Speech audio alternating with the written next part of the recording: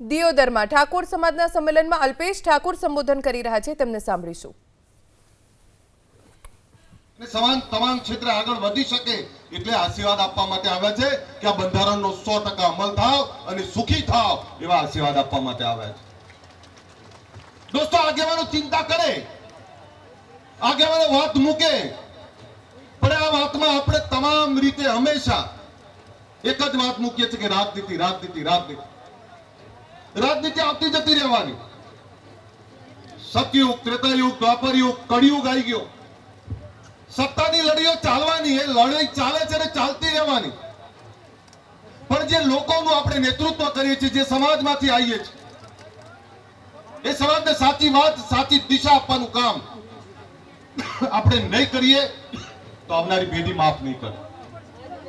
આજે અહીંયા તમામ આગેવાનો બેઠા છે, ત્યારે તમે જોયું હશે કે હજારો લોકો આવ્યા। હું પોતે, હું ને મારા પત્ની બે આવ્યા છે। આ ગેનીબેને આમંત્રણ આપ્યું હતું,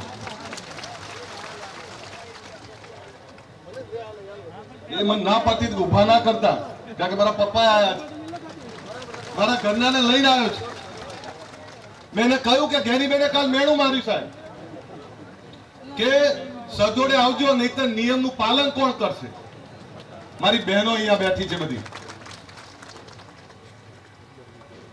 સાહેબ, બંધારણ બન્યું અને બંધારણનો અમલવારી આપણે કરવી જ પડે।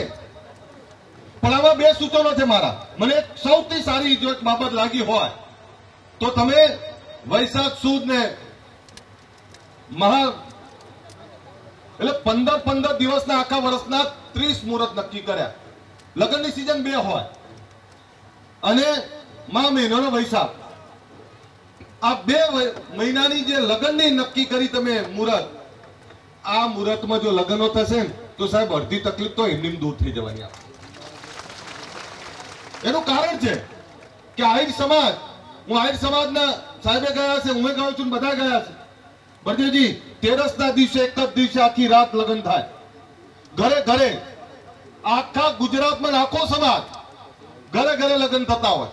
કોઈ જગ્યાએ 15 લોકો બેઠા, કોઈ જગ્યાએ 20 લોકો બેઠા હોય, પણ એ તમામ જગ્યાએ 10 લોકો, 15 લોકો, 20 લોકો, એટલે કોઈ ખોટા ખર્ચા થાય જ નહીં, ખોટા દેખાડા થાય જ નહીં। એટલે આ જે નક્કી કર્યો છે આ નિયમ, હું આ બંધારણ નક્કી કરનારા તમામ આગેવાનોને અભિનંદન પાઠવું છું કે આ નિયમ થકી તમારી 50% તકલીફો એમની દૂર થઈ જવાય।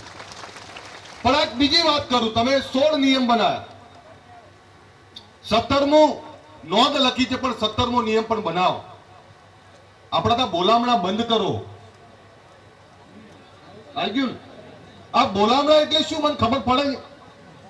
આપણા ત્યાં કોઈ માદું પડે તો એના ઓછીકા નીચે 10-20 રૂપિયાની, 50 રૂપિયાની નોટ મૂકવાનો રિવાજ કેમ? તો કે આને દવાખાનાનું બિલ ભરવામાં તકલીફ ના પડે। આ રિવાજ એના માટે કરેલો, પછી તો 10,000 રૂપિયાનું દવાખાનાનું બિલ ને 2.5 લાખ રૂપિયા તો એ બોલામણા વાપરી નાખે। આ ના ચાલે, તમારે ખોટા ખર્ચામાં નીકળવું પડે બહાર। પણ આ બંધારણ બન્યું, સૌથી પહેલા સ્ટેજ વાળાને શપથ લેવડાવજો।